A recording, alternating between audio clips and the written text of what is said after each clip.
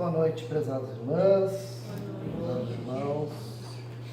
É uma alegria muito grande tê-los em nossa casa essa noite e rogamos ao plano espiritual aqui presente que possa estar devidamente conectado conosco, ou melhor, nós conectados a eles, em pensamento, em desejo. E para apurarmos essa conexão, eu convido a todos a fazermos a nossa prece inicial, cerrando levemente os nossos olhos, gratos por aqui estarmos, pelo dom da vida e por existirmos, Senhor, neste plano e em todos os outros planos ao qual nos conectamos e que, portanto, também coexistimos. Senhor, gratos a Ti por nos propiciar encontrar a doutrina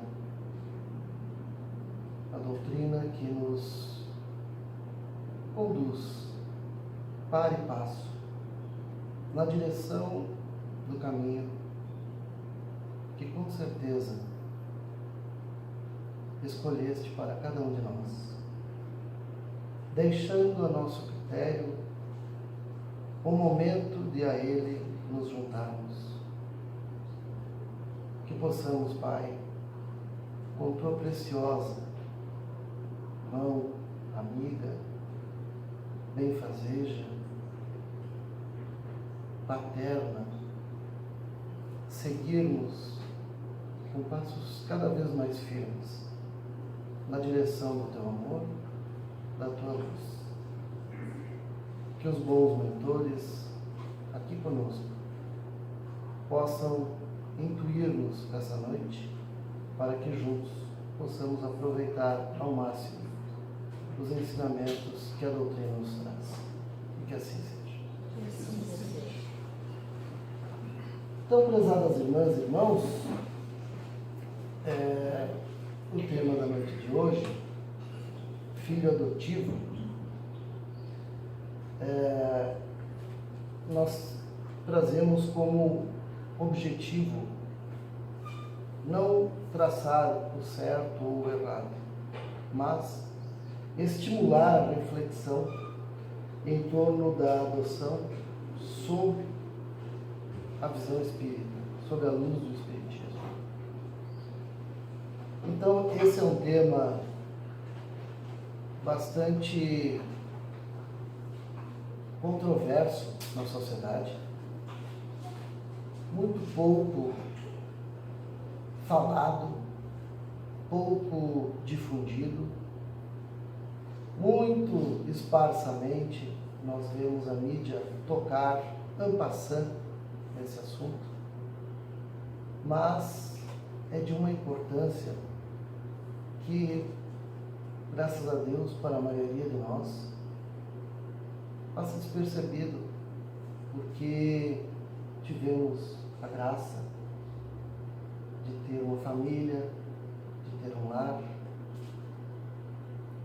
mas o Espiritismo não pode deixar de lado um assunto tão importante e também não pode faltar com a sua missão de nos esclarecer em torno, acerca da importância da adoção e as suas implicações pretéritas e atuais, que é muito importante. Então, eu vou trazer alguns dados para que a gente possa trazer para a nossa realidade, a realidade de muitas crianças, jovens e adolescentes que passam por esse drama. Então, são dados extraídos do órgão de imprensa chamado Agência Brasil. O Brasil possui atualmente 31.271 crianças em casas de acolhimento. 4.235 destas estão aptas para adoção. 70% delas têm mais de 8 anos. 5.550 já encontram-se em processo de adoção. Então, somando 4.235 com 5.550, perfaz um total aí de 9.785 crianças, de um total de 31.271. Do total de meninos e meninas acolhidos, 7.997 têm até 6 anos de idade. Ou seja, 23.274 têm mais de 6 anos. Anotem esse número na cabeça. 23 mil, quase 23.300 com mais de 6 anos. A maioria dos abrigados é de adolescentes. São 5.886 com idade entre 12 a 15 anos. E 8.634 com mais de 15 anos de idade. A distribuição por gênero é similar, quase meio a meio. 50,7% de meninos e 40,3% de meninas. Aí a Agência Brasil entrevistou o supervisor de adoção da Vara da Infância e Juventude do Distrito Federal, o juiz Walter Gomes. E a agência, então, a repórter pede a ele: existem mais crianças do que pessoas dispostas a adotar? Temos em todo o Brasil 42 mil famílias aptas e disponíveis para adotar no Sistema Nacional. De novo, temos 31.200 e poucas crianças e temos 42 mil famílias aptas e disponíveis para adotar. Por esses números não deveria ter nenhuma criança a ser adotada, certo? Por que será? Por outro lado, nesse mesmo sistema, são 4.900 crianças e adolescentes disponíveis para a adoção. Há um descompasso enorme nessa relação, diz o juiz. A Agência Brasil pede a ele: por que existem tantas famílias na fila de adoção e, mesmo assim, muitas crianças não são adotadas rapidamente? Responde o juiz: por causa do perfil. Os jovens disponíveis no sistema de adoção são, na grande maioria, pré-adolescentes ou adolescentes que fazem parte de grupos de irmãos de 2 a 7 membros. As famílias, além de quererem uma faixa etária bem restrita, querem uma criança saudável e sem irmãos. Esse perfil cercado de exigências é muito difícil de ser acolhido num curto espaço de tempo. O resultado final são famílias há muitos anos na fila de espera e indignadas com a justiça infanto-juvenil, dizendo que é por causa da burocracia ou má vontade. Nós já ouvimos isso, não é? A burocracia entrava o processo de adoção. Na realidade, não é bem assim. Quando, na verdade, o perfil escolhido pelas famílias traz o ônus da longa espera. Então, vejamos qual é o perfil que se procura. Perfil dos postulantes a adotar. 26,1% desejam crianças brancas. 58% até 4 anos. Lembram dos 6 anos ou mais? 61,5% não querem irmãos. Lembram dos irmãos até 7? 57,7% não querem crianças com problemas de saúde. 4,52% aceitam maiores de 8 anos. 4,52%.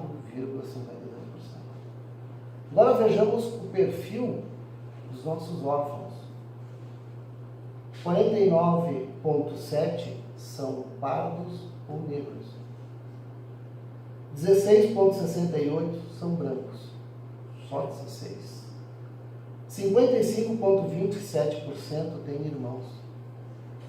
25,68% algum problema de saúde. 53,53% têm de 10 a 17 anos.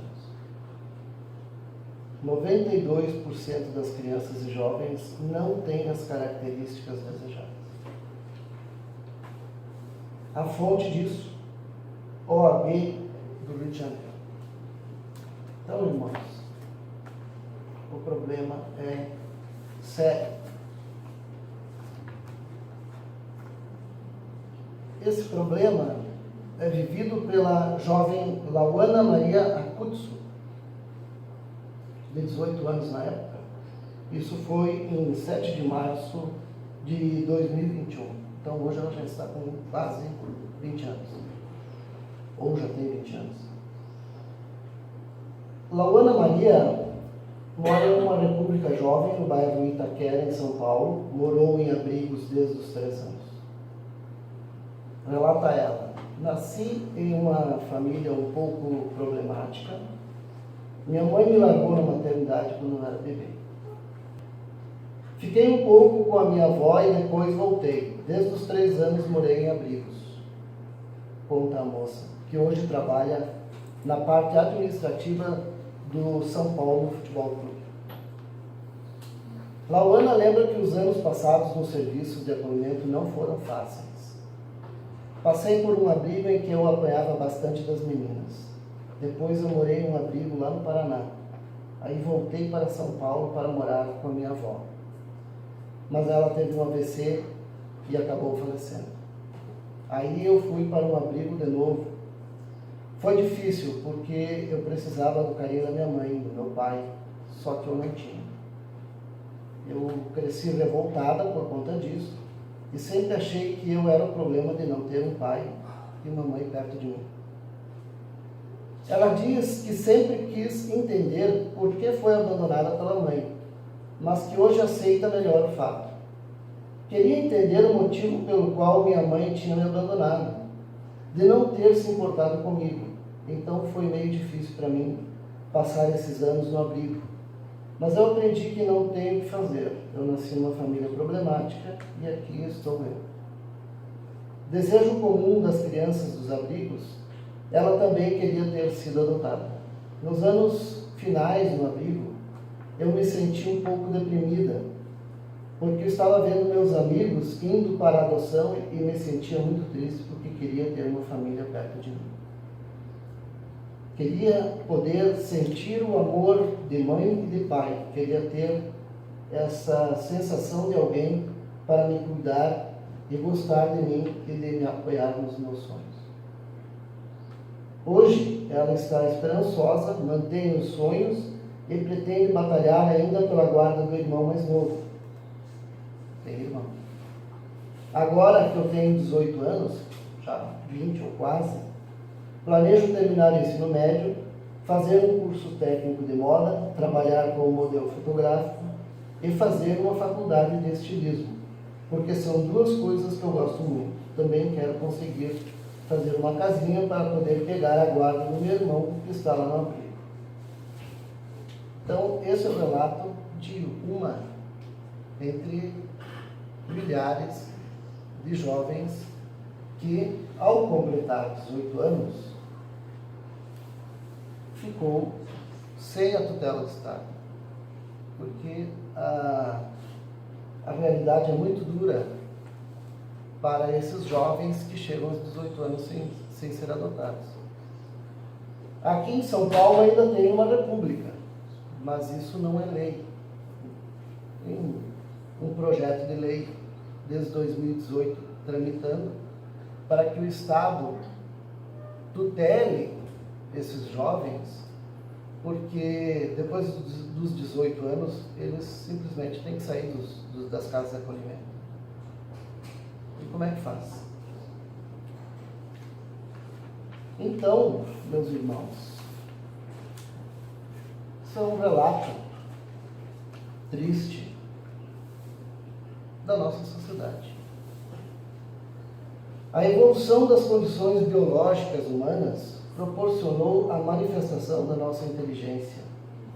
E esta, a organização social em torno da instituição familiar. Então, a instituição familiar e a nossa organização social em torno da família, ela foi uma evolução a partir da condição biológica que a nossa evolução proporcionou à manifestação da nossa inteligência. Porque nós viemos para cá, reencarnamos nesse planeta, lá atrás, um planeta atrasado, formações biológicas que chamamos de corpo, muito rudimentares, no qual não oferecia condições para que a inteligência do espírito pudesse se manifestar a pleno.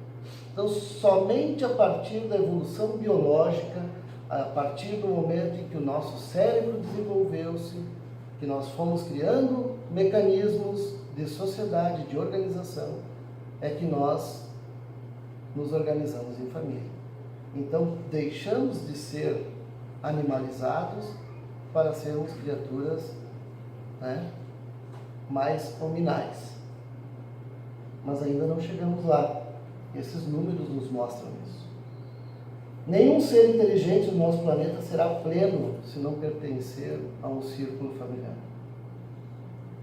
É impossível para nós sermos uma criatura plena se nós não nos sentirmos pertencentes a um grupo familiar, mesmo que não seja consanguíneo. Nós precisamos do afeto, nós precisamos do carinho, nós precisamos um do outro. A modernidade vem alterando o perfil dos núcleos familiares. O conceito de família formada por pai e mãe já não é um modelo exclusivo. É o maioritário. Mas outros modelos de família estão aí atuantes. E esses modelos de família estão, sim, buscando adotar, buscando, né, formar uma família não convencional, pelos métodos não convencionais, formar uma família convencional. E aí buscam essas casas de acolhimento. O problema são esses pré-requisitos que nós, em nosso atraso ainda, então a gente vê que não evoluiu tanto assim, nós colocamos, né, aqueles pré-requisitos. Tem que ser branco, tem que ser pequenininho, recém-nascido, não pode ter irmãos, tem que ser saudável. Tem se tornado cada vez mais frequente pessoas optarem por não constituir família. Isso também é verdade. Tem muita gente que, pelos ideais de consumo, carreira, diversão, né, e outros motivos tantos, vem decidindo não ter filhos. A gente respeita isso. Temos que respeitar porque é o livre-arbítrio de cada um. Mas imaginemos que uma sociedade não vai poder se manter, o mundo não vai poder continuar se desenvolvendo se essa ideia se difundir demais. Também, em alguns casos, os filhos são substituídos por pets.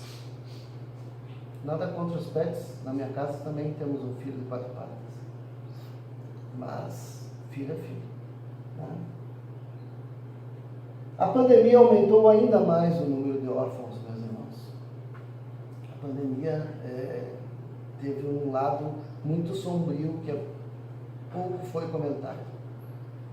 Muitas crianças ficaram simplesmente órfãos porque perderam pai e mãe, e muitos desses às vezes já não tinham mais os avós, e aí perderam, ficaram sem pai, sem mãe, aí os tios às vezes não têm condições de acolher, enfim. A pandemia conseguiu piorar uma coisa que já não era boa. Entre os que se dispõem a adotar, o preconceito vem atrapalhando o julgamento, que é em crianças da primeira infância, saudáveis, brancas, etc., tudo aquilo que já conversamos. O que faremos com os jovens que não terão a chance de integrar um lar, de serem amados, assistidos em suas necessidades socioafetivas? O que faremos com essas crianças que se tornarão adultos? Necessário pensar que mesmo que não queiramos, elas estarão na sociedade junto conosco. Elas passarão pela mesma rua que nós estaremos trafegando, elas estarão nos sinais, elas estarão dirigindo o ônibus, elas estarão prestando N serviços, mas com que estado de ânimo, com que desenvolvimento psicossocial terão? E aí nós nos surpreenderemos com a violência, com as atitudes que vemos por aí? Será que em um futuro próximo não seremos vítimas da violência pelas mãos desses que nosso egoísmo abandonou desassistidos? Nós temos que pensar nisso. Quando nós olhamos para a sociedade e seus problemas, nós não podemos esquecer que nós fazemos parte disso. E que a solução, de certa forma, em graus diferentes, está na mão de cada um de nós. Ninguém, por maiores recursos que disponha, estará imune à sociedade. Por mais abastado que sejamos, não tem como evitarmos de andar numa rua, de utilizar algum tipo de serviço público. O Velho e o Novo Testamento relatam alguns casos de adoção afetiva. Está lá. A gente não lembra, né? Vamos lembrar alguns. Quando chamaram Jesus na sinagoga, dizendo que sua mãe e seus irmãos estavam lá fora o aguardando, porque obviamente a mãe dele não podia entrar na sinagoga. O que Jesus disse? Vocês lembram? Vamos relembrar. Todo aquele que faz a vontade do Pai, meu Pai que está nos céus, é meu pai, é minha mãe, é meu irmão e minha irmã. Então ali Jesus já mostrava a irmandade fraternal e universal que todos nós temos, porque todos somos filhos de um único Pai verdadeiro, que é Deus. Porque os pais que nós encontramos ao longo de nossas encarnações são pais momentâneos naquele período, que em outras encarnações poderão estar em papéis trocados conosco. Então são pais momentâneos, fortuitos, com todas as suas responsabilidades, com toda a sua grandeza e nobreza. Mas o verdadeiro Pai é Deus. E sendo todos nós filhos do mesmo Pai, somos todos irmãos. Então Jesus já quis deixar claro ali. Quando diz a Maria, nos instantes finais da crucificação, mulher, eis aí teu filho, referindo-se a João. Filho, eis aí tua mãe. Então, colocava João naquele momento na condição de filho sócio, afetivo de Maria. Então, também ali deu uma demonstração da grandiosidade e do amor, né, da adoção. Moisés fora adotado pela família de Faraó. Não há como sabermos as amarras que nos prendem ao passado e àqueles que cruzaram e que novamente cruzarão nosso caminho rumo à redenção. Mas elas existem. A gente não sabe quais são, mas essas amarras, elas existem. Cada um de nós, quando encontramos as pessoas em nosso caminho, não é por acaso. Nós temos laços pretéritos E os laços da carne, meus irmãos, são infinitamente menos resistentes que os laços do Espírito. Os laços da carne, um filho da carne pode muito bem, logo ali na frente, esquecer de pai e de mãe. Mas um filho do coração, esse não esquece. Os laços do coração nos prendem pelo amor, mas também pela necessidade de reajuste. São laços muito fortes. Os laços do reajuste rompem-se pela força do amor. Ou seja, aqueles laços que podem estar nos prendendo pela necessidade de reajuste pretérito, se transformado em laços do amor, jamais se romperão. Ao mesmo tempo que somos todos irmãos em Deus, também podemos ser pais, mães, filhos de forma afetiva. Uma passagem do livro O Pequeno Príncipe, uma frase muito linda, que diz: tu te tornas eternamente responsável por aquilo que cativas. Quando nós cativamos alguém, nós seremos eternamente responsáveis por aquilo que cativamos. E cativar não quer dizer necessariamente que seja positivo. Nós podemos cativar sentimentos muito ruins de outras pessoas. Então, quais são os sentimentos que nós queremos cativar e cultivar? Sentimentos bons. Então, quando nós damos de ombro e fingimos não ver as coisas que estão ocorrendo diante de nós, quando fingimos não ver o abandono, ou quando decidimos por capricho colocar entraves para que aqueles que estão em dívida ou que estão como credores nossos, que muitas vezes poderão se apresentar como um possível filho adotivo, e aí a gente coloca empecilhos. Muitas vezes estamos desfazendo um planejamento que foi feito antes de reencarnarmos. Porque a adoção, o ato de adoção, ele é lindo. Ele é de uma grandeza gigante, porque você está escolhendo acolher aquela pessoa. Diferentemente de, às vezes, uma gravidez até não planejada. Então, quando alguém se dirige a uma casa de acolhimento, disposto a abraçar e trazer para junto de si alguém que está lá abandonado em um depósito, porque essas casas de acolhimento funcionam como um depósito. Não há como as pessoas que ali trabalham dispensar amor, afeto, tempo a cada uma daquelas crianças. São pessoas que estão lá, esperando serem amadas. Já passaram pelo trauma de serem abandonadas.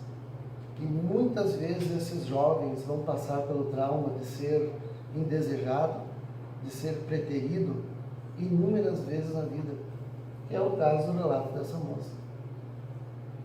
Porque viu seus colegas, que eram brancos, serem adotados, e ela foi ficando, e ela foi ficando, e ela nunca foi adotada. E os números não mentem, os números nos dizem que a grande maioria dessas crianças vão passar por isso.